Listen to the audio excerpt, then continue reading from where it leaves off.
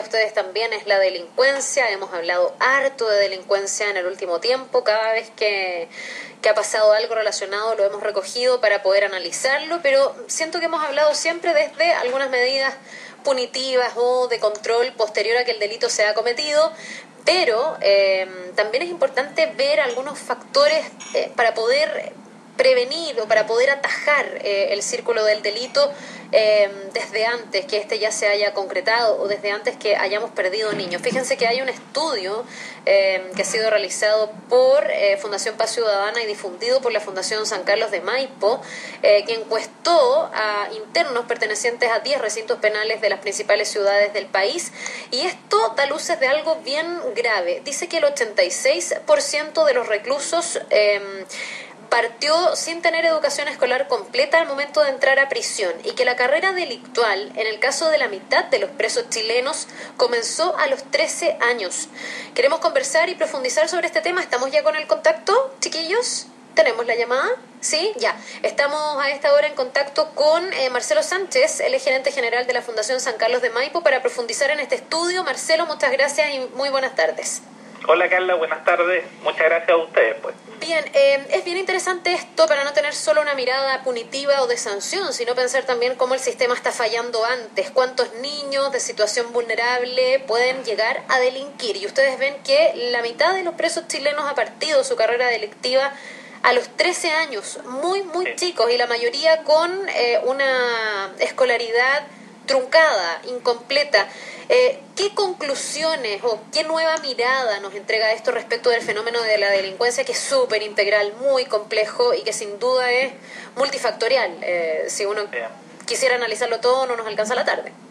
No, efectivamente, Carla, lo que tú dices es muy cierto. La verdad es que por primera vez este estudio de exclusión de personas privadas de libertad que se ha hecho acá en Chile ya se había hecho el año 2002 en Inglaterra, estudiando la relación que tenía la exclusión social, la falta de acceso a determinados bienes sociales con la delincuencia. Y allá esta evidencia internacional que se ha ido levantando durante todos estos años, como para entender de que la falta de acceso a determinados bienes sociales tiene una directa relación con ciertas conductas delictivas cuando tú te encuentras con una persona que tiene conductas antisociales, y que evidentemente eso se refleja finalmente en las penas de cárcel y también obviamente en cuando la cárcel no da resultado en la reincidencia y en el aumento de las tasas de victimización, algo que hemos estado viviendo en Chile. O sea, Tú has visto cómo hemos duplicado el gasto en seguridad, cómo se ha invertido más en temas de cárceles, y sin embargo las tasas de reincidencia se mantienen sobre el 60% y evidentemente no estamos logrando reducir la victimización. Entonces, el tener una mirada hacia las causas nos parecía que era lo más importante. Por eso Fundación San Carlos de Maipo, en conjunto con Paz Ciudadana y la Unidad de Derechos Humanos de Gendarmería de Chile, hizo este estudio en más de 2.000 internos.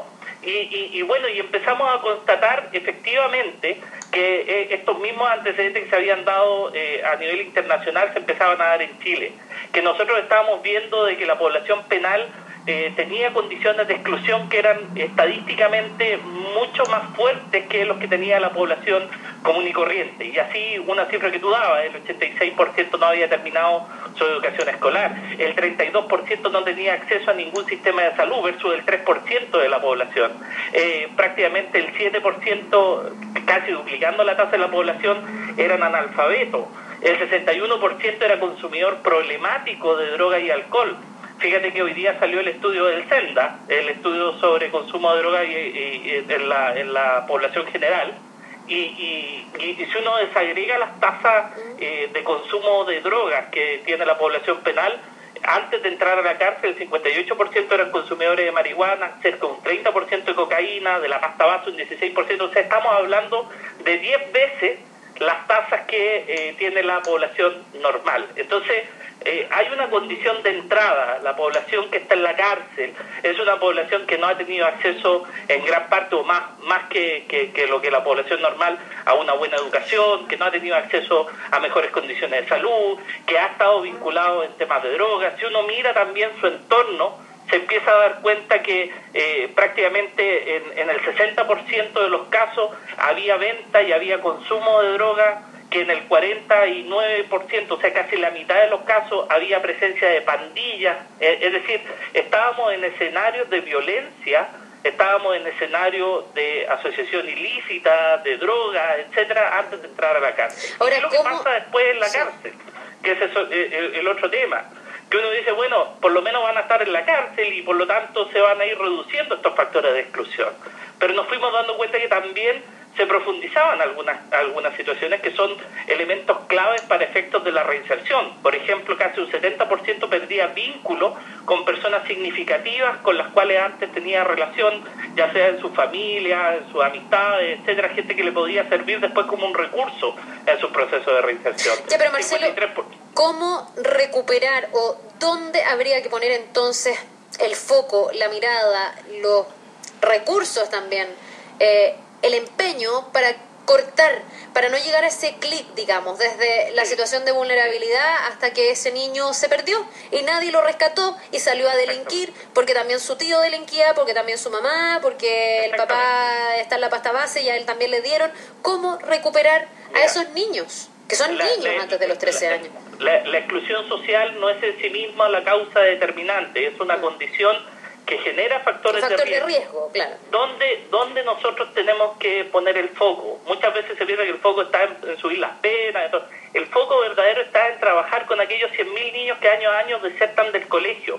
El foco está en trabajar con los 240.000 consumidores problemáticos de droga y alcohol que hoy día nos está informando el Senda. Es decir, si nosotros somos capaces de poner el acento en evitar la deserción escolar, en crear escuelas inclusivas, en aumentar la retención escolar mediante calidad docente, en preocuparnos de programas específicos que atiendan a la realidad de los niños que tienen necesidades diferentes, pero que no abandonen el colegio. Perdona, Marcelo, que no se pongan a conductas de por riesgo. Tu experiencia, ¿los niños abandonan el colegio en los estratos más vulnerables por falta de interés o los colegios abandonan a los niños? Me contaba alguien el otro día que había ido a un colegio con niños muy vulnerables socialmente y que todas las profesoras le dijeron, ¿sabes qué? Aquí nadie te va a escuchar, nadie te va a pescar, ellos no quieren estudiar, y esta persona empezó a hacer la charla y todos los niños lo escucharon y todos los niños motivados y les decían, ¿sabes qué? El drama es que nosotros tenemos aquí hasta octavo básico y estos niños se tienen que ir a otros colegios y en otros colegios no los recibe nadie porque son niños problema. Así es. Mira, la cultura que hoy día ha habido... A ver, los niños, en primer lugar, principalmente los varones, desertan por falta de interés. Efectivamente, hay poca capacidad de retención escolar, los modelos curriculares no se adaptan a sus necesidades, a lo sumo tenemos escuelas, entre comillas, que se llaman integradoras, pero no inclusivas, es decir, que no detectan la necesidad del niño y finalmente terminan rotulándolo y el niño abandona el sistema, rompe el vínculo con el colegio, lo rompe con la familia, lo rompe con la comunidad. Gran parte de esta población que está en la cárcel, casi el 70% abandonó su hogar antes de los 18 años. Entonces, evidentemente conlleva una serie de problemas. Ahora, en el caso de las mujeres, la principal causa de deserción escolar tiene que ver con el embarazo adolescente. Entonces, poder trabajar el tema del embarazo adolescente, de la prevención del embarazo, también es una herramienta que nos permite hacer que deserten menos.